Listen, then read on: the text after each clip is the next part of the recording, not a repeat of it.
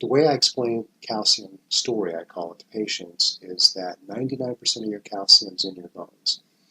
1% is in your bloodstream, one half of that's inside your red blood cells, so you have one half of 1% available for metabolism. Majority of that's bound up to proteins produced by your healthy liver if we can make your liver healthy. So you have a very tiny amount of calcium that's called ionized calcium. Your immune system requires ionized calcium to stay healthy. Blood clotting requires it. That tiny fraction of calcium has to go a long way to keep your metabolism happy. So what I look at first and foremost is ionized calcium level. If we can keep that steady in the bloodstream, your body's not going to start robbing from your bones. And that's an energy, it requires a lot of energy to take calcium out of your bones because that calcium's attached to other minerals like phosphate, where you got to break the bond, energy consuming, to get the calcium into the bloodstream. So I usually look at a standard process product called calcium lactate. It's made out of beets, has nothing to do with milk. It's just the chemical form it's in. So it's one enzymatic step away from ionized calcium in your bloodstream. That's our variable. So I start there most of the time.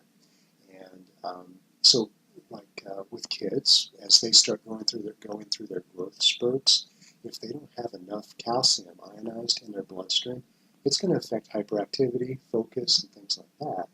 So one of the first things I do with kids is we make sure that we have a nice source of ionized calcium in the bloodstream. And then when we get into postmenopausal issues, we can start thinking more about a form of calcium that has more minerals attached to it, like phosphate, that's more likely to head straight to the bones and less likely to be used as that variable amount. The other piece of this story is that vitamin D is necessary to pick calcium up in the small intestine.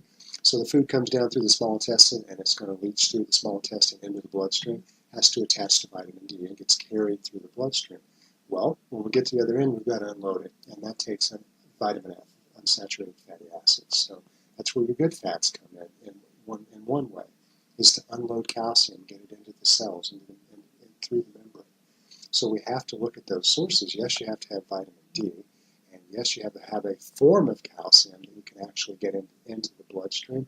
Most calciums are calcium carbonate. Calcium carbonate is literally like taking a rock out of the parking lot, grinding it up into a powder form, and taking that.